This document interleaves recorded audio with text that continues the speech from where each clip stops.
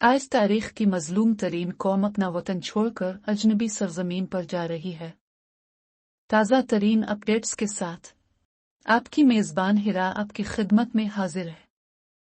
खान यूनस पना गुज़ीन कैंप रफ़ा के शुमाल में बुहेरा रूम के साहिल से तकरीबन 2 किलोमीटर के फासले पर वाक़ है। यह खान यूनस कस्बे के मगरिब में वाक़ है, जो एक बड़ा शॉपिंग सेंटर है और मिस्र के कदीम तिजारती रास्ते पर स्टॉप ऑफ पॉइंट है। खान यूनस पना गुज़ीन कैंप 1948 की अरब इसराइल जंग के बाद कायम किया गया था, जिसमें तकरीबन 35,000 फ़लस्तीनी पना गज़ीनों को रहाइश दी गई थी, जो सहयूनी मिलिशिया ने अपने घरों से बेदखल कर दिए। जबकि का कहना है कि 2010 में कैंप में तकरीबन 72,000 फ़लस्तीनी पना गुज़ीन मुकीम थे। फ़लस्तीनी सेंट्रल ब्यूरो ऑफ स्टैटिस्टिक्स ने 2017 की मरदमशुमारी में 95,550 की आबादी रिकॉर्ड की। 3 नवंबर 1956 को खान यूनस के कैंप और शहर पर इस्राएली डिफेंस फोर्सेस ने कब्जा कर लिया। इसके बाद होने वाली कार्रवाई में तकरीबन 275 फ़लस्तीनी इस्राएली फोर्सेस के हाथों मारे गए, जिनमें कैंप के 140 पना गुज़ीन भी शामिल थे, जो खान यूनस के कत्ल आम के नाम से मशहूर हुआ।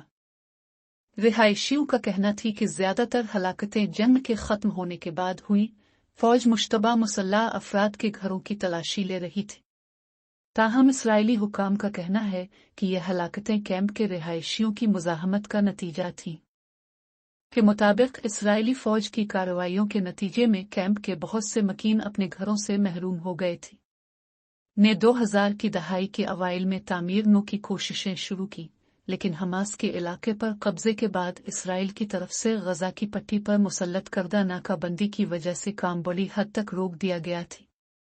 का कहना था कि कम अज कम 10,000 घरों की तामीर की जरूरत थी।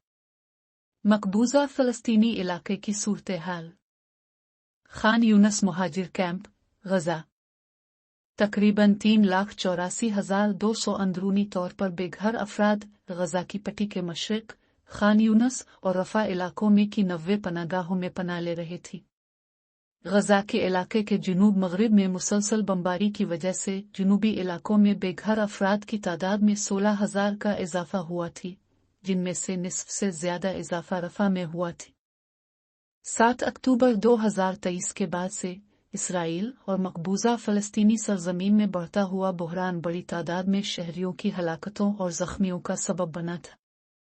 गजा की पट्टी में फ़िज़ाई हमलों और तिब्बी सामान, खुराक, पानी और ईंधन की कमी ने पहले से ही कम वसाइल वाले सेहत के निज़ाम को अमली तौर पर ख़त्म कर दिया था। मरीजों की बढ़ती हुई तादाद के साथ साथ पनाह की तलाश में बेघर होने वाले शहरियों की वजह से हस्पताल सलाहियत से कहीं ज्यादा काम कर रहे थे। जरूरी सेहत की खिदमात की फ्राहमी, ज़च्चा और नौज़ायदा की देखभाल से लेकर दायमी हालात के इलाज तक के साथ शदीद समझौता किया गया था।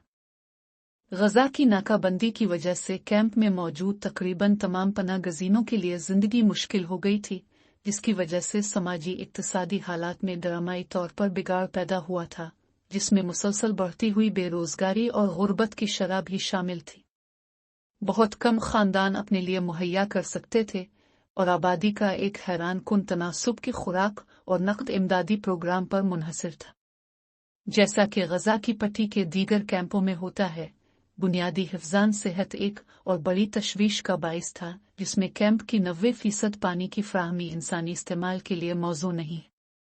इसराइली फौज ने खान यूनस मुहाजिर कैंप को फ़लस्तीनियों से मुकम्मल खाली कर दिया और कब्जा करने के बाद बेबस फ़लस्तीनियों को कह रही हैं कि इसराइली डिफेंस फोर्स आ गई, तुम लोग सहराए सीना, मिस्र चले जाओ और दोबारा कभी यहाँ मत आना। इन अल्फाज के साथ मुझे इजाज़त दीजिए और इस दुआ के साथ कि रब अल आलमीन उन मज़लूमों की मदद फरमा।